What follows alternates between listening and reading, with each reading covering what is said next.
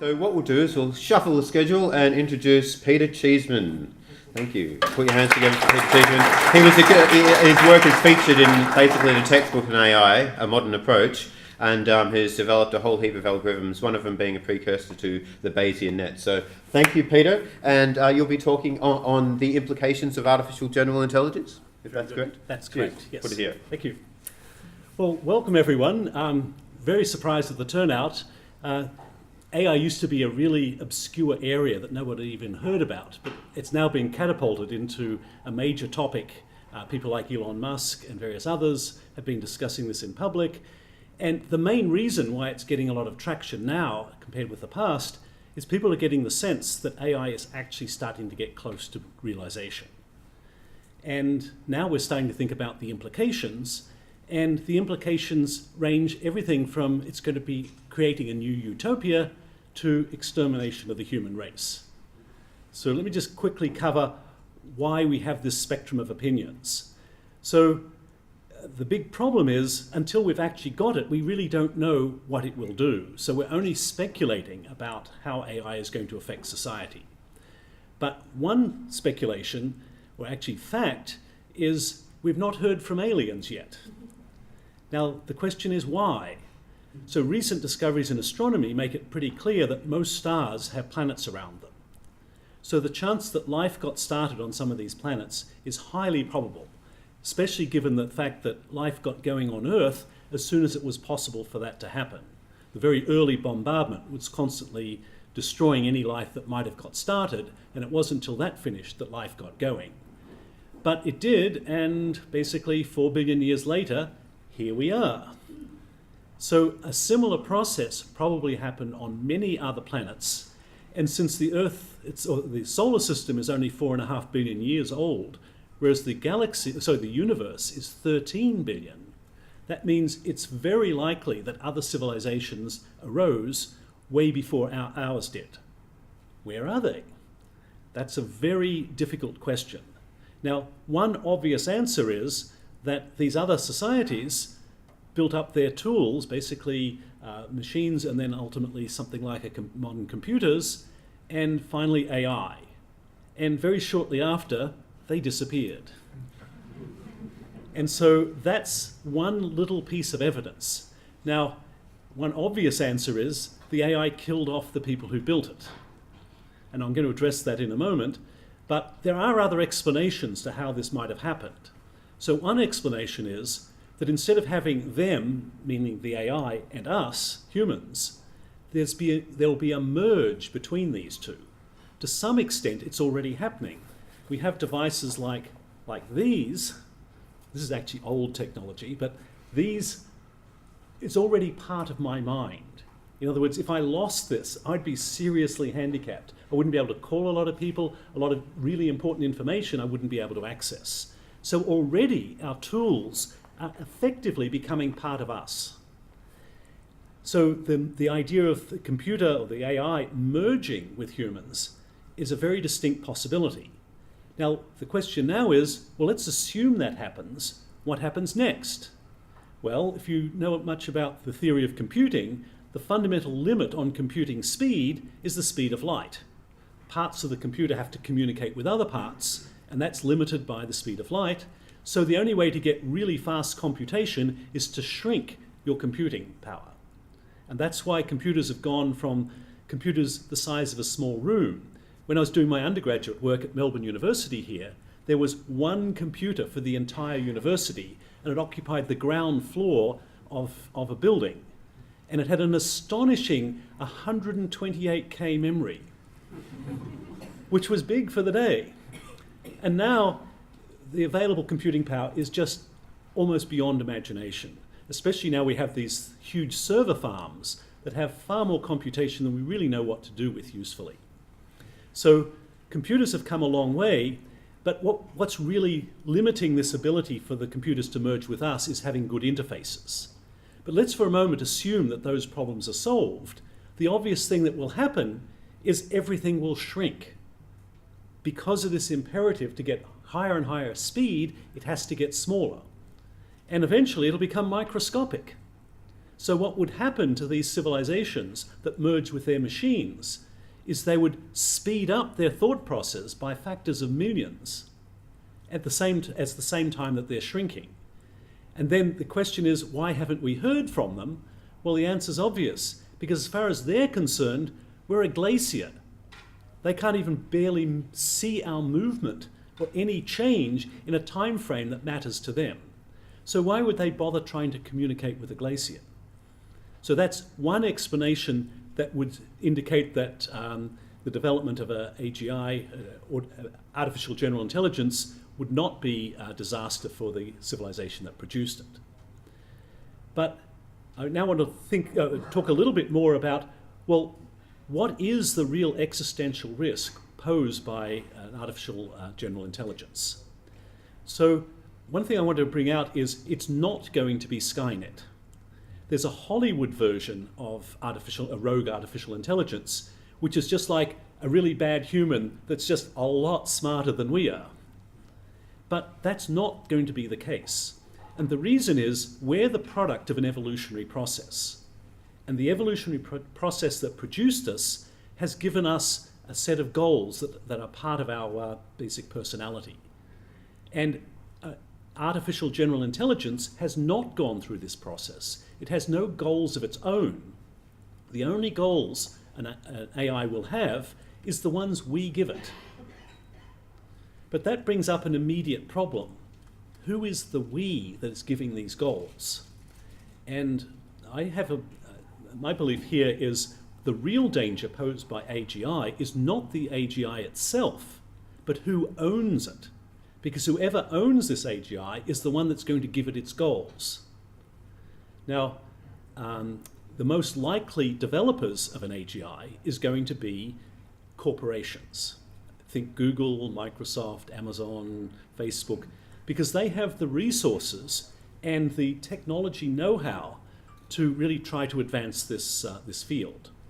So just ask yourself the question, if you were the CEO of one of these big companies and you invested a lot of money in developing artificial general intelligence, then what goals are you going to give your intelligence? Well, the obvious goal is make lots of money to benefit the shareholders of the company and also the upper management of that company. They're going to want to benefit from this development. And I don't know what your opinions are, but my personal belief is that their goals are not terribly well aligned with those of society as a whole. So that poses this big risk. Who is going to give the goals to the AI? Now, another important question is, how quickly is this AI going to develop? And there's a range of projections from as short as, say, 5 years, 10 years, out to 100 years. No one really knows when the first AGI is going to happen. But when it does, I believe it's going to just take off extremely quickly. And the reason is that if you've got a very smart machine that can reason about anything, then one of the things it can reason about is itself. So you can arrange that it can pose the problem to itself, how do I improve myself? And because it's so smart, it will be able to come up with answers and then make the corresponding changes. And now you've got an even smarter artificial intelligence. And so you just keep repeating this cycle. And the question is, how quickly will this cycle take off? And estimates range from a matter of hours to months to years. But I very much doubt it would be even a year. And there's two main reasons for that. I talked earlier about the available computational power. In 10 years' time, when this results, it's going to be even bigger. So we're not limited by computing power anymore. And the other thing that could have limited the development of an artificial intelligence is the information it needs to be able to do this reasoning. But one of the interesting developments in the last few decades is the internet. So once this machine is able to couple to the internet and actually understand natural languages, then the whole internet is available for it to absorb all of this vast knowledge, far more than any human could ever hope to absorb. So when it's accessing this knowledge, it will very rapidly reach whatever the limits of knowledge are. In other words, it'll be so much smarter than we are that we'll just be left in the dust intellectually. So that's the likely development scenario for an AGI. It's going to go very rapidly from we're smarter than it to it's way smarter than us. So when it gets to this point, it's really just an intellectual machine. It has no goals of its own other than the goals we give it. So quite a few people are trying to put a lot of serious thought into what goals to initially give the AI. And this is assuming that the owners of the AI are going to let the machine have these goals. But a lot of people are putting thought into what sort of goals should it have in order to be benign, basically to benefit us rather than be a threat to us. And no one has come up with a really clear answer to this question yet. And part of the reason is we're really trying to teach it ethics. And there's no real universal agreement on ethics. So trying to come up with a set of rules or ethical considerations that are going to be the drive the decision making of this artificial intelligence is a really difficult problem. And even harder is trying to come up with a particular set of ethics which is in one go the right and perfect answer. So one of the things that people have realized who've thought about this is there's a really serious possibility or threat coming from unintended consequences. So let's say the CEO of Google tries to give it this ethical, these goals, but one of the goals it gives is to continue to improve its ability to think. Well, how can it do that? Well, the obvious answer is more computing power. So it's going to try and buy up more computing power. How do you buy up? You need money. Where is the money? Well, it's in banks. So what we'll have produced, if we don't give it the right sort of ethical system, is the most incredible super criminal that has ever been. Put Moriarty in the dust. So if you gave it the goal to improve itself, that would be an unintended consequence. And we can anticipate some of these. But the idea that we can anticipate all possible bad unintended consequences and program, or basically give it a goal set that will cover all of those bases, I believe is just a fantasy. So the only possibility I can see to have an AI that will be beneficial to us is to give it initially the best set of ethics we can come up with and constraints and so on. But the main goal that you give it is to interact with us so that we give it approval for the high-level decisions it's making. So in other words, we become an integral part of the evolution of its ethical structure. So I just don't believe we can get it right the first time. We have to interact with it, and it has to, any action that might think is ethically iffy, it comes back to us and says, well, what should I do in these circumstances? But it certainly will require a superintelligence to try and come up with some coherent answer from all the different results that humans are going to give it as to what is ethical. But I still think it is possible to come up with some kind of societal average. But if it goes the other way, if you get a single individual that's giving the top level goals to this system, we're hosed. I mean, we've all seen how bad dictatorships can be, but how much worse would it be when the secret police knows everything about you and everyone else? It's constantly monitoring you. There would be no escape. There would be no possible end to such a dictatorship. So that's another big risk. Who is giving the goals to the system? And even when we've got international committees that debate this at great length and finally come up with answers and then iterate that with the machine to constantly update it and keep its goals aligned with ours, even then the unintended consequences could still be dire. So the end result of all of this is a superintelligence could be the best thing that ever happened to us. I haven't talked about the benefits, but I think they're pretty obvious. I think immortality would be one obvious, end of disease, mediation of human conflicts, I think, would be another possibility. But those are the beneficial effects, but the negative effects could also be disastrous.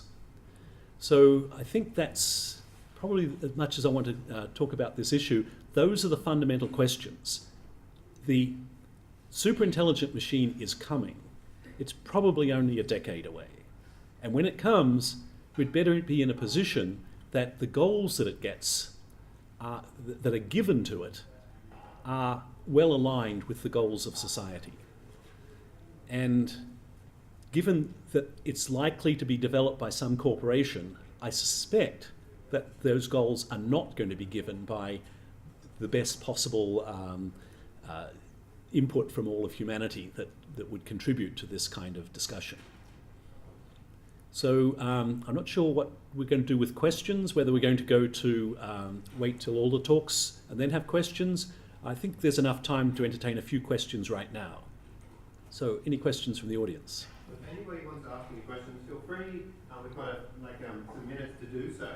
But please speak up for the purposes of capturing your question on the video, and so other people can hear you.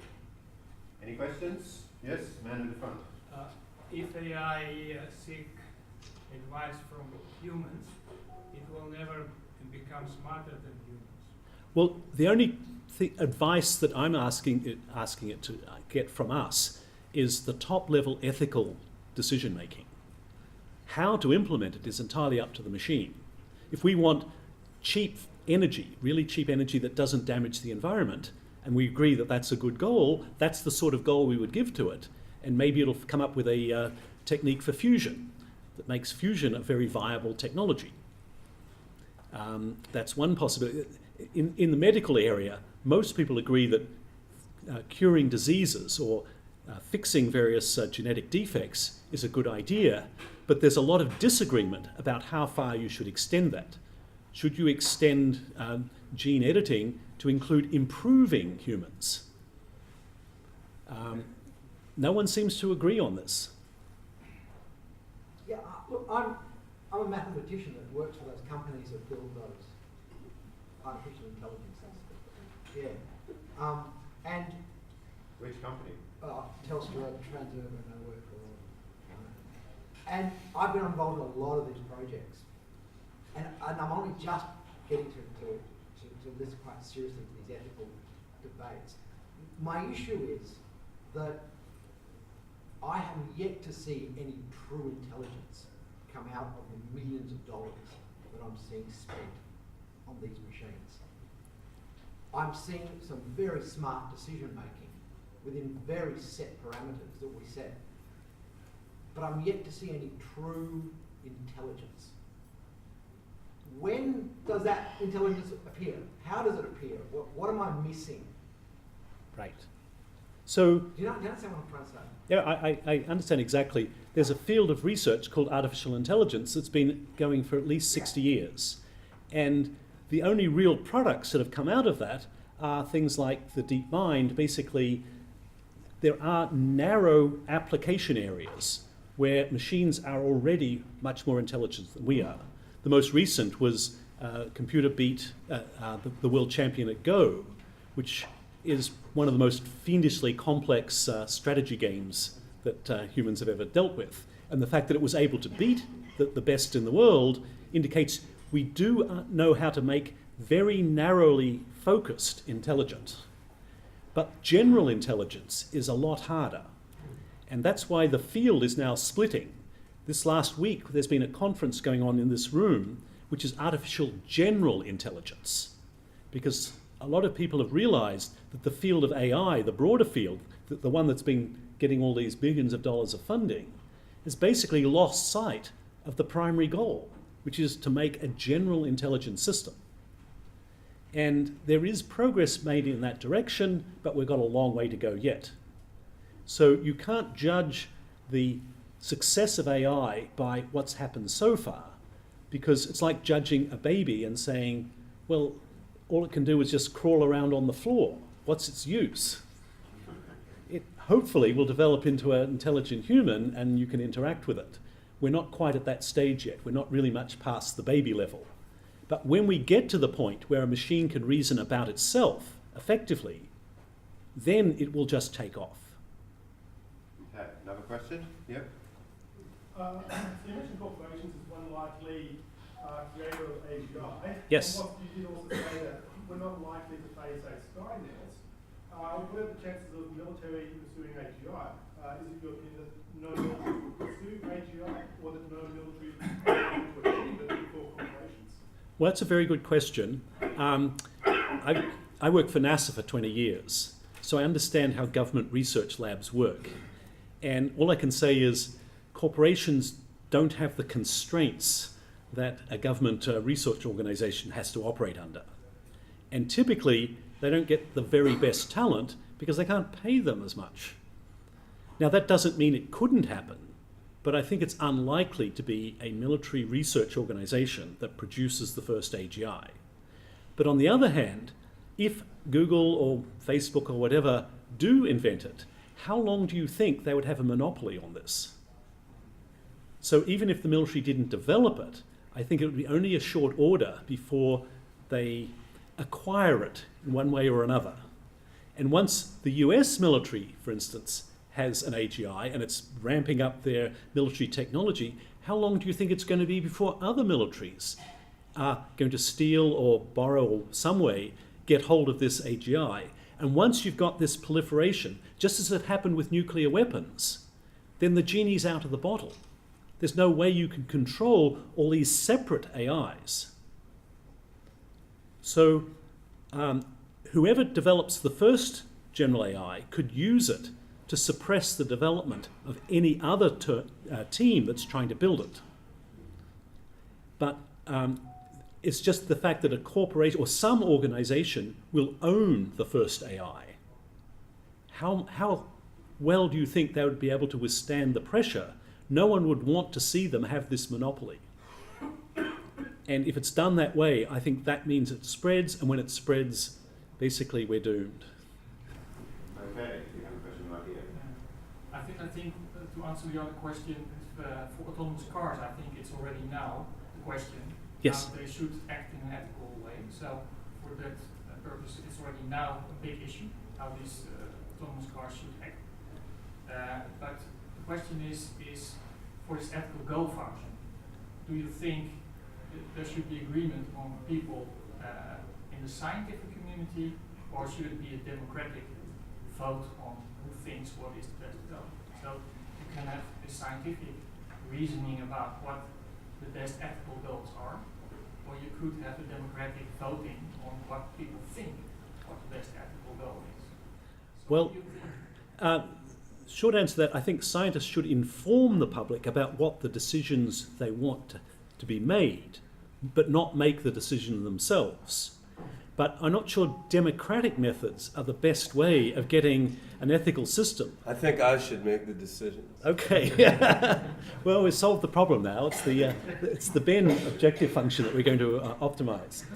So what we're going to do is, while Ben sets up, we're still going to field questions so we don't waste time. Yeah. Yes, we had a question over here. So, can you speak up? I can't hear you. Do you ever actually have control in the real sense? So there's been a few instances in the last 12 months of machine learning algorithms communicating with one another and learning from one another. So if we end up with a scenario where a system that is connected to the internet learns from other machine learning algorithms without there being necessarily a control of its environment, do we ever have an ability to control what it does? Well, the scenario you're mentioning of all these different machine learning methods somehow communicating and a sort of collective intelligence sort of spontaneously emerge, I think the risk of that happening is vanishingly small. Well, there was some fake news a couple of weeks ago, which was going around on the internet saying like some Facebook or some tech company had two neural nets that started talking to each other, so they started to shut them down. But actually, if you look at it, that is just nonsense. I mean, someone had a neural network that was trying to learn language, and it had a bug, and there was some nonsense language going back and forth between parts of the neural net, and people thought it was funny. And then somehow that turned into a newspaper headline that made people think there was some profound intelligence going on there. Right? It's I mean, ex- that doesn't mean that phenomenon might not occur some number of years from now, though. So developing an AGI is an extremely hard problem. So the possibility of it just emerging spontaneously, I think, is vanishingly small. So at this point, I want to hand over to No, Ben. don't do that yet. Keep answering questions. Okay. I have to solve the problem of this podium. Okay, we got one question Yeah. over here. So, it's quite a heavy existential burden placing on us here with this in 10 years, much what we do. I need some object to put under there to stop my laptop from sliding off. People have different skills in this room. What do you think is the smart person's thing to do to avoid death by artificial general intelligence? Well, if you look at historical analogies, the Luddite movement, these were basically people who had cottage industry for making cloth, and they were being displaced by steam engines that had automatic looms. And so they tried to destroy the machines. And this problem has been with us for basically 2 centuries now. Robots are displacing workers even today. And so the problem is that the people who are being displaced, the people being disadvantaged by the technology changes, essentially have no say in what's going on. We're riding the back of the tiger.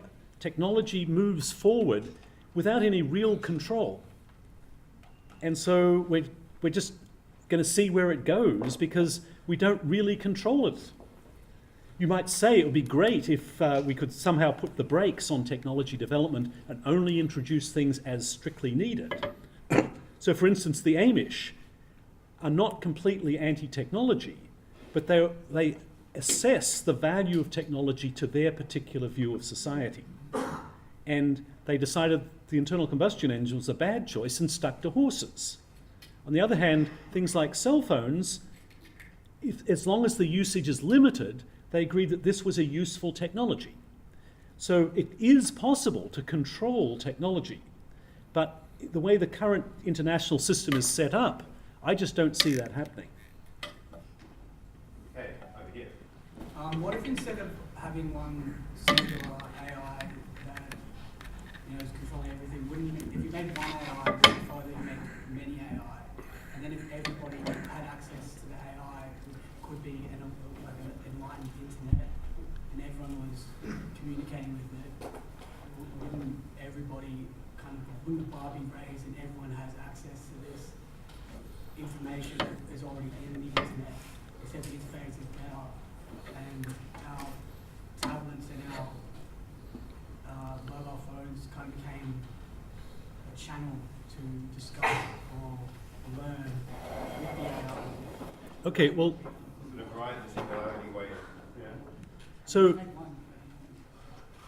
So the question about a single AI versus many AIs, there's basically from a technical viewpoint, there really would be only one general artificial intelligence. Now it would be running on thousands of platforms all over the world. It's really all about information organization, and even though they're physically separate processes, there's only one intelligence. Shouldn't be necessary. So unless someone came up with an entirely new one, more or less at the same time, only then would we actually have different intelligences.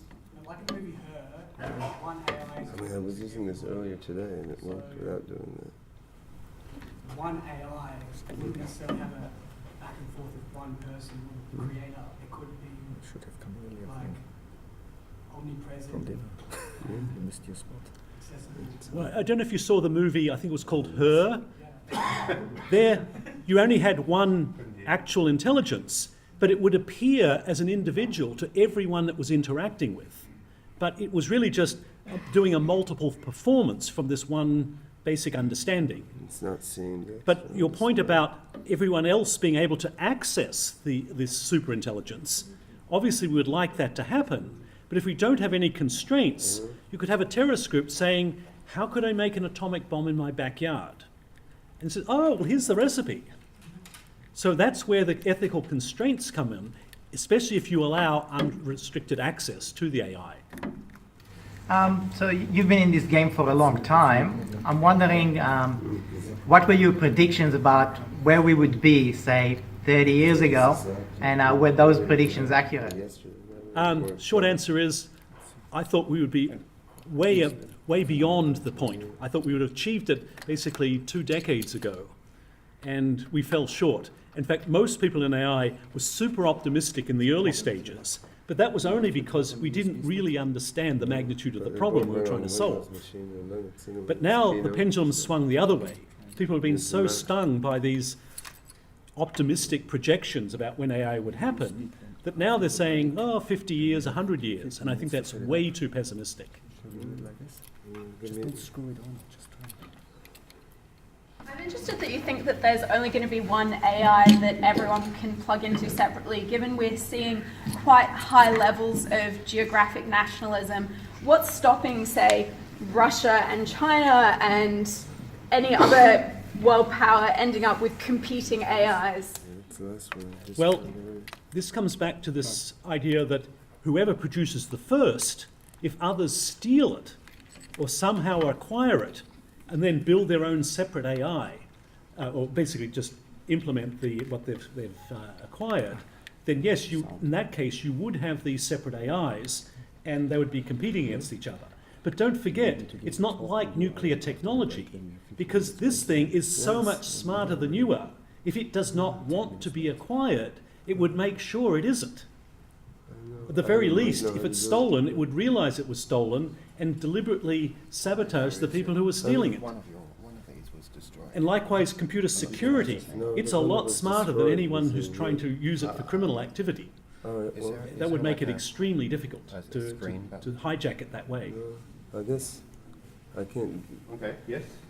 Do you think that the challenge of designing and building a high-level AGI is the same kind of challenge as building a common sense AI, such as the common sense level of a 10-year-old child?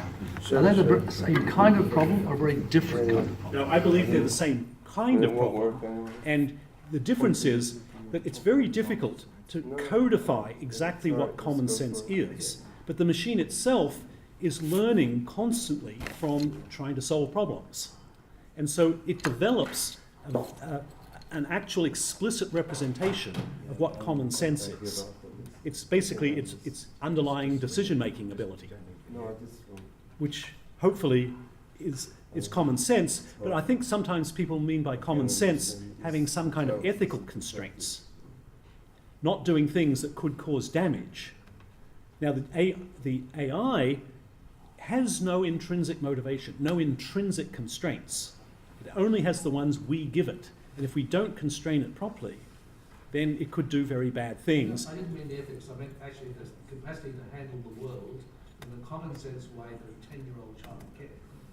We don't even know in principle how to build a system to do that currently. I was wondering whether that challenge is the same challenge as the mega challenge, the artificial intelligence, the super machine. I think they're the same. If you get to that level, then it's ready to take off. Maybe we've got one more. That's one last one. Yeah, we want to distribute the questions now. Yes? Okay, I think there's an assumption running through all this that intelligence equals power. When we look at the most powerful man in the world right now. Internally and externally. Well, all I can say to that is some of the most powerful people in the world you've never heard of. They were the ones who manipulated the power from behind the scenes. Yes, they had a puppet up there with the public face of the power, but they weren't the real decision makers. And that's, I believe, how the AGI would work. It wouldn't, because it would understand that humans are afraid of machines taking over, it wouldn't appear that way to us, because it would make sure that that would not be the appearance. So whoever first develops it, if they're really smart, the person who develops, or the group who develop it, they won't tell anybody they've done it. And they'll use the extremely highly intelligence of this machine to make sure it stays undercover. So there's an analogy here with the Enigma machine during World War II. The Allies had broken the German codes, They often received orders to their generals before the generals received them. But having this tremendous intelligence was extremely limiting, because if they used it too much, they would expose the fact that they had broken these codes. Likewise, a general intelligence, superintelligence, that's trying to hide its existence has to limit how much change it's creating, so it's not obvious that there's something that's actually there driving all of these changes. Okay, that's all we have time for this session. Thank you so much, Peter Cheeseman. Thank you.